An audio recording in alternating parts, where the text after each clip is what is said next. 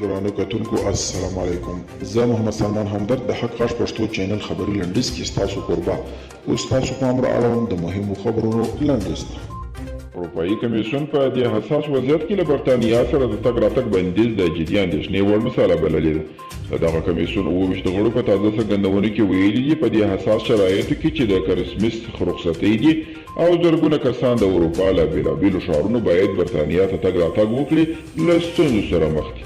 د برټانیا ساینسپوهان ویلي دي چې دوی ډېر زیات ډاډه دي دلته د کورونا وایرس نوې پیدا شوې بڼه تر پخوا هغې په ځانګړې توګه په ماشومانو کې زیات سرایت کولی شي.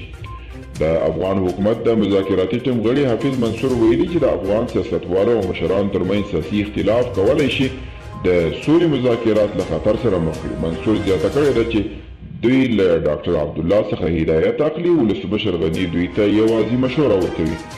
امریکا د برطانیې له مسافرو څخه تر پرواز مخکې د کورونا ټسټونه غواړي او د ولسمشر لومړی مرستیال امرالله صالح انتقاد کوونکي سیاسي او رسنیز فعالان په اوږدمهال بند ګواښلي.